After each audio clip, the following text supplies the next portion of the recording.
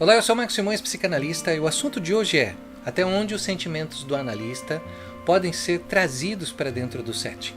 É uma discussão muito importante. Muitas pessoas não pensam muito sobre isso ou acabam se envolvendo com diversas situações que muitas vezes vão atrapalhar o processo de análise. Vamos conversar sobre isso então? É um assunto que chama atenção? Já deixa o seu like aqui, já compartilha com outras pessoas, assim o YouTube entende que esse vídeo é considerável e que merece ser transmitido aí para mais usuários. E vamos nessa, roda a vinheta.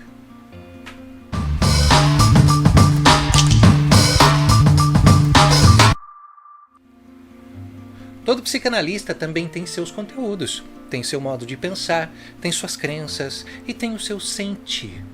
A psicanálise é uma linha de raciocínio, de lógica analítica, no sentido em que nós conduzimos os analisandos a se perceberem a partir das suas próprias questões. Mas é claro que nós falamos então de uma comunicação de inconsciente para inconsciente, ou seja, é uma comunicação diferente, uma comunicação a qual o analisando nem sempre vai ter essa atenção, vai ter essa compreensão sobre aquilo que ele está falando. E o analista ele tem essa grande função de emprestar o seu ego, de muitas vezes emprestar palavras e a partir também dessa comunicação do inconsciente ter as suas provocações e a sua maneira de refletir sobre aquele caso. Acontece que o analisando vai trazer suas emoções, vai trazer o seu sentir, vai trazer para cá os seus sentimentos, aquilo que faz sofrer, aquilo que angustia, e isso é muito natural. Porque o próprio analisando precisa também falar daquilo que ele sente. Agora, e quando a gente fala do próprio analista? Como seria o trabalho do analista quando a gente fala de seus sentimentos? Na época de Freud falava muito sobre a questão da abstinência. Nós temos que nos abstermos dos nossos sentimentos para que a gente possa compreender aquilo que o analisando está trazendo. Vamos pensar de uma forma primeiro trazida pela teoria de Freud. Quando nós estamos no nosso dia a dia e um sentimento começa a surgir, muitas vezes nós somos tomados por esse sentimento e não conseguimos refletir sobre ele. Não conseguimos refletir sobre aquilo que nós estamos sentindo e por que nós estamos sentindo. Se isso é trazido para dentro do setting analítico, isso também pode afetar a escuta do analista, porque ele vai estar tomado por aquele sentimento. Então quer dizer que um analista não sente? Não necessariamente. O analista ele também tem o seu sentir. Porém, naquele momento, ele está tão voltado para a escuta, para a compreensão da história do analisando, para a percepção daquilo que o analisando está trazendo, que o seu sentir é amenizado. Amenizado no sentido de mitigado, evitado, deixado um pouquinho de lado para que ele possa então escutar. Quanto mais emotivos nós ficamos dentro do setting, menos nós conseguimos escutar. E essa não é uma questão de frieza, de uma construção de um lado frio do ser humano, mas é uma compreensão do papel do analista. Então, até onde vai o sentimento do analista dentro do setting? O sentimento do analista pode tomar conta de todo o set analítico no quesito em escutar o outro. Se isso acontecer, muito que provável que aquela emoção vai ser tão forte que muitos conteúdos do próprio analista começarão a surgir para justificar aquele sentimento. Sentimentos e emoções são muito importantes para todas as pessoas, mas eles acabam trazendo reações corporais, as quais muitas vezes nossa mente vai tentar justificar aquilo que o nosso corpo está trazendo através dos nossos hormônios, nossos neurotransmissores. Isso faz com que o analista fique mais preso à sua própria memória. O que seria então essa questão da abstinência que Freud trazia? Voltando à época de Freud falava que era importante um analista se abster do seu sentir, de que era importante manter uma certa distância, era importante um analista não trazer as suas emoções à tona. Acontece que, naquela mesma época, existia um psicanalista também chamado Sandor Ferenczi.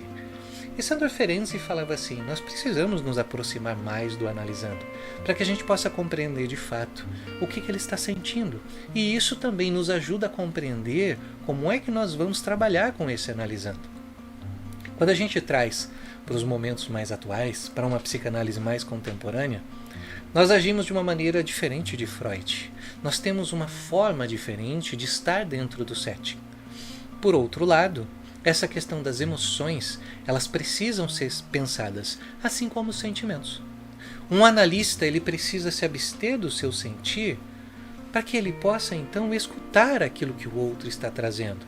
Isso muitas vezes dá uma sensação de que o analista é uma pessoa fria, quando na verdade é só a sua atenção está muito mais voltada para aquele conteúdo que o analisando está trazendo, para as palavras que estão sendo expressadas, para os significantes, para a sua própria interpretação a partir do seu inconsciente. Então, um psicanalista, ele não precisa construir uma frieza para que ele possa escutar o outro. Essa frieza virá a partir do momento em que nós entendemos o nosso papel como psicanalista. Os mais diversos sentimentos podem surgir, como amor, como raiva, como uma questão contratransferencial. Porém, quanto mais nos conectamos com a nossa contratransferência, aquela transferência do analista para o analisando, menos nós conseguimos nos abrir para que a gente possa escutar o que o analisando está trazendo. Então, como é que a gente faz para lidar com as nossas emoções dentro do setting? Comece a perceber como é que você reage quando alguém conta alguma coisa para você no seu dia a dia. Comece a perceber quais sentimentos surgem. Como é que você fica quando você vê determinada história, quando você assiste a uma notícia de jornal, quando alguém mostra algum vídeo para você? Comece a perceber as suas emoções diante disso. Comece a questionar por que essa emoção surge. Você vai exercitando aos poucos a escuta. Você vai exercitando um lado mais analítico do sentir. Isso não nos torna robotizados. É claro que nós vamos continuar sentindo, nós temos nossas relações, nossos vínculos, nossos afetos, mas isso vai fazendo com que você exercite a sua escuta. Quanto mais você exercita as suas emoções, no sentido de compreender por que elas acontecem, especialmente na sua própria análise e na sua supervisão, melhor você vai lidando com os casos que você vai adentrando a sua vida. Então, exercite bastante o seu escutar das suas emoções. Não quer dizer que você não vai sentir nada dentro do setting. Muito pelo contrário, nós somos seres humanos, temos nossas questões e temos a nossa proximidade com o analisando, diferente da época de Freud. Mas acontece que hoje nós precisamos manter ainda a regra da abstinência, a qual a gente sabe separar muito bem qual é o nosso papel de psicanalista e qual é o nosso papel no dia a dia. Nós sabemos separar muito bem aquilo que a gente sente e aquilo que é do analisando, mesmo tendo essa influência que vem dos conteúdos do analisando. E tudo aquilo que você perceber que de alguma forma te afetou, é muito importante você tomar nota, refletir sobre isso e levar para a sua análise pessoal. Quanto mais você lida com suas questões emocionais, maior é a sua possibilidade de escuta dentro do setting. Você acaba se tornando uma pessoa que tem o seu papel como psicanalista muito mais voltado para o tratamento analítico, sem perder essa proximidade, sem perder essa forma de lidar com o analisando, sem perder o vínculo que é formado, porque hoje em dia nós trabalhamos no sentido de maior proximidade no setting analítico, sem deixar de lado a principal regra da psicanálise, a associação livre. E o espaço de escuta, quando nós permitimos que o nosso analisando fale, e nós também sabemos lidar com as nossas próprias emoções, nós permitimos que a análise também flua de uma forma muito diferente.